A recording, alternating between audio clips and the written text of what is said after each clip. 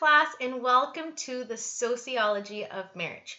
My name is Professor White. I'll be your instructor for the term, and I wanted to introduce myself as well as make a video on not only welcoming you to class, but to show you a little bit around how to get around the website, as well as giving you an introduction to your first chapter. You'll notice that each week I'm going to do a mini video. It'll be pretty much like a mini lecture on a weekly basis. I'll usually set it up either by Monday morning around this time, like what I'm doing now, or by the afternoon or Tuesday morning. Again, the reason I do that is because it's very different taking the class online, and it seems like there is a robot on the other side, right? And we don't have the same interactions that we would have as we would in face-to-face. So I like to do this so it makes it a little bit more, friendly in the way that I am here and I am trying, I am teaching you, right? And I'm here to help you guys learn what you signed up for this class. So before I get into that, I do want to go a little bit into the course website. So as you'll know, we are going through etudes. This morning I sent out a welcome announcement. Again, pretty much just posting steps on how to get into the class, how to log in. If you did not receive that email, make sure that you're able to find out which email you're using that you can link up to etudes. I will send out announcements every time that an announcement is sent out. It will go to that specific email. You can see the announcements when you log into etudes, but again, it's good to have that set up where your email is linked to it as well. On your left-hand side menu, you're going to see that there's a lot more tabs than on your right hand, right? So on the left hand, what you're going to want to do is you'll not only be able to click on announcements there, but you can also do it on the right, and we'll go over that in a minute. Second of all, your syllabus. That syllabus link is very, very important because that is exactly where you're going to find about 99.9% of any questions that you may have regarding assignments, discussions, grades, anything to that effect. So please make sure that you are you do print out your syllabus because it is important. I have mine printed out every week, week by week. I check it off in terms of what lessons we have completed for the week. So very, very important. Your assignments, this is where you're going to be submitting your assignments. You're going to be taking your exams. As you know, your first news reflection is due by August 28th.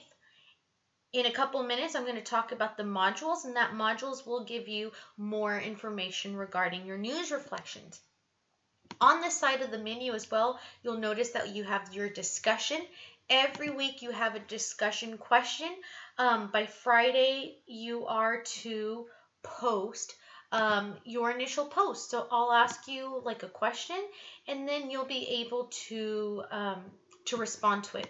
In that section, you'll also see exactly what I am looking for in terms of how many sentences, as well as, the length, and then what I'm looking for in that response. By Sunday night, you are to respond to two peers within that board. And again, if you look in the discussion section, you'll be able to find that information. Now, within that same side on the left-hand menu, you're going to find your modules. Now, your module is very important because that is where you will find your weekly PowerPoints, as well as your videos, as well as the instructions, any examples for assignments, and also your study guides for your exams. If you look in week 1 today, once you've logged in, you're going to notice that you'll find chapter 1 PowerPoint. You'll also find your instructions for week 1. And then you're going to find a student example for your news reflection, as well as the instructions themselves. So always look in your syllabus if you have any questions first, and then go over to the modules to see if you can find what you are looking for. In your chat room, you're going to notice that this is a public session. Okay, so this is a public forum where you can post any questions that you would like everyone to see in the class. This is not the place to post, hey, Miss White, what's my grade? Did you get that email that I sent you? those are all private conversation. You want to send me a private email through my taftcollege.edu account or here through eTudes. Now you're going to notice that I have an obsession with checking email. I remember what it was like to being in college and then emailing an instructor and then hearing from them like 2 weeks later. And then I got the response. I was like, well, that assignment was due like 2 weeks ago. So thanks, because that was not really helpful, right? So I don't want anyone to fail this course. I want you guys to pass. And with doing that, I have to do my part as an instructor to respond to your questions as well, right? So if you have any questions, again, little, big, anything, feel free to get in contact with me. Again, on the right-hand side, you'll see the announcement. So pretty much the welcome to class, how to log in.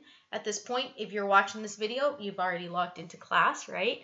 The different steps for posting your news reflection, your assignment, and then an instructor bio, a little bit about myself, and again, welcoming you to class. And then I have a link to getting around the course and the website. So pretty much what I'm doing now, but in a written format. Okay, so that's pretty much our course website in a nutshell. Again, if you guys have any questions, feel free to email me. Okay, now I'm going to go ahead and I'm going to jump into chapter 1.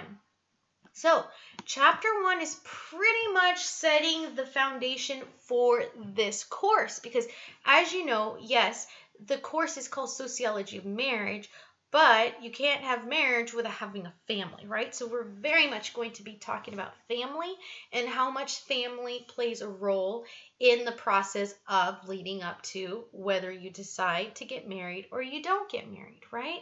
So when we start chapter 1, we're pretty much, again, defining the family. So why do we study families and other close relations? It sounds kind of weird when we say, oh, I'm going to do an experiment on families and see what they're like, right?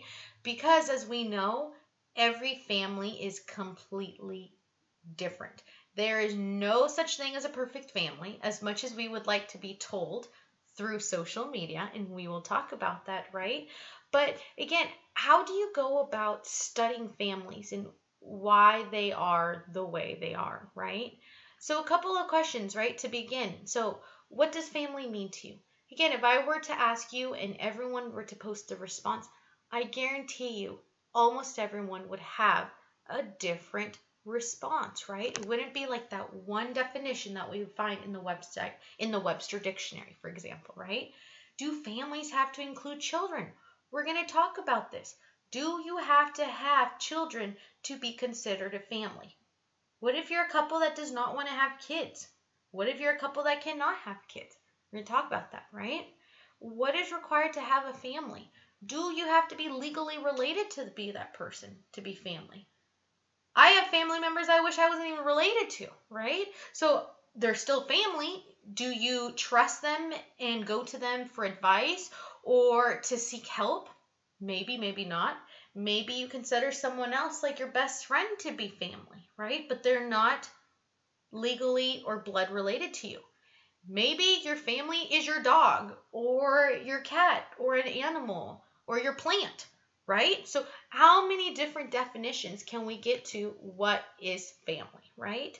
So we're going to talk about a little in the textbook. They'll talk about defining a family. So according to the U.S. Census, right, because that is where a lot of times we do go to for research, who is considered to be family and in what class, right? Families are socially constructed. We get to socially construct the meaning of family. In the 50s, we had, you'll notice in your discussion board exactly what I'm talking about. You're going to see this clip on the 1950s. These were videos that they would show families to better their lives in terms of bringing their family together. Now, do we on a daily basis, do and wear what they do? That did not make any sense. Let me go back because it's making sense in my head, right? What I'm trying to say is, in the video, you're going to notice that mom is wearing her Sunday best and she's wearing pearls. And when dad comes home, there's dinner on the table. When the kids come home from school, everyone is in such a good mood and they're so excited to do their homework. And then they go and they put on their Sunday best to go have dinner. Is that really realistic? Do we do that? I can guarantee you and tell you that when my husband comes home from work, from teaching, I'm not in pearls, right?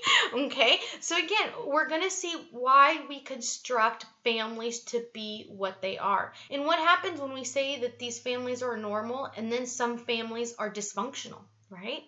Um, let's see. As we continue the chapter, we're going to talk about this family as a social institution. So families are going to be part of some kind of institution. That's the family, right? The family works in a system. Everyone has a different role. If you're the father role, then you have that role. If you're the mother, you have that role. If you're the children, then you have that role, right? You can't switch the roles around where the kids are the parents and the parents are the kids. Although sometimes we feel like we do switch roles, don't we, right? What's the status that everyone holds? What if dad wants to be a stay-at-home dad and mom wants to be the breadwinner? Oh, what do we do as a society? Do we panic or do we say, oh yeah, that's totally fine, right? So we're going to be learning about this. So again, you're going to notice that chapter 1 is again building the foundation to what you're going to be learning in the next coming chapters. So marriage and family, why, what was the point of getting married? The reason that we got married when we were caveman is completely out of line with why we do it today. Why do we get married? We're going to talk about that. Why do we get married, right? Sometimes you sit there and go, I don't know, it's that piece of paper, right? Something happens when you sign that piece of paper, or they say, now I declare you husband and wife, right? Husband and husband, wife or wife, right? What is it about taking that leap and saying, we're married? Whereas, again, maybe we do not want to be married, right? We're going to talk about that again. So again, should people marry? Why or why not? Is it too easy to get married? Or should there be certain rules that should be in place? We're going to be talking about cohabitation, right? We're going to see at what age are we getting married at, as opposed to the 1950s. We're going to be talking about as well in this chapter the different types of marriages that you can have. We have polygamy where, you're married to someone, to several people at the same time, right? Usually this has something to do with religion. You could take, we're starting to see on television, sister wives, right? Different types of shows that portray polygamy. It's not socially accepted by all, mainstream, but polygamy does exist. Whereas, you have polygyny, which is the marriage of one man and they have more than one woman. There's one video, I'm going to have to find it and post it, but it's this village in Africa, and one of the wives, she's 1 out of 5 wives, and she's interviewed and she's like, isn't it kind of surreal to think that your husband has many wives? In the United States, it's usually just one spouse. She's like, I don't understand how in the United States, in the Western hemisphere of the world, the husband only has one wife. What happens when I go to the store for the day and if my husband is hungry or my husband needs something, I'm not there to fulfill my duties. So I'm happy that he has more than one wife because someone else can take my place when I'm not there and I don't have to worry when I'm out and about, right? Now here in the US, you'd be like, what on earth? That is crazy. You tell them, go in the refrigerator, get a plate of food, microwave it or eat it or starve until I get back. Vice versa, right? The same thing could be said about polyandry, which is the marriage of one woman to more than one man, right? It's the same exact thing. But one thing you're going to have to notice is that we cannot be ethnocentric. Ethnocentric means that we cannot say that our way is the best way, right? If you don't agree with the way I do it, then I'm going to shun you out and I'm going to show you that you're doing it the wrong way, right? So again, different things that you're going to notice that you're going to learn in this class that you may think like, what? Are you kidding me? I would never do that. That is crazy. Why are they thinking that? Why do they do that? How can they live like that, right? But again, we cannot judge because sure enough, they're probably thinking the same thing about what we do as well, right? We're going to talk about the nuclear family, right? Is there such thing as a nuclear family of, mom and dad, the 2.5 kids, that poor half a child, huh? Talk about average right there with kids, or average in sociology and studies, right? And then the white picket fence, right? Does that exist? You know, how well are we in tune with our immediate families and our extended families? Some cultures, like the Filipino culture, very much relies on their extended family. I have family friends that are Filipinos.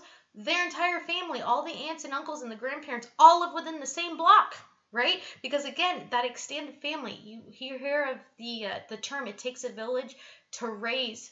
It takes a village to raise a child, right? That's exactly what it's meant by extended families, right? Then you're going to talk about your kinship. So where do you come from, right? Um, then pretty much for the rest of the chapter, what we're going to be ending on is, again, scientific study. How are these families being studied? What do we do when we evaluate, when we explore families? What do we learn from it when we do study a family in a social science approach, right? We use objective, we use empirical observation to establish general relationships between social phenomenons, right? So you're going to notice that I'm going to quote many different studies, many different statistics. This is where these statistics arise from, right? The different scientific process that we have. You know, when you make assumptions, when you have concepts, when you have these different theories, these different variables, right? So again, pay close attention to the different types of research designs that we have in terms of formulating our theories that we have on our families and what pretty much is going to set us up for the rest of this course. Okay, so that's again a little brief on introduction on the class itself as well as chapter 1. If you guys have any questions regarding anything, again, feel free to contact me and then we'll go from there. So again, welcome aboard. I really hope you guys enjoy this course. This is by far my favorite sociology class to teach. Don't tell intro or anyone else, right?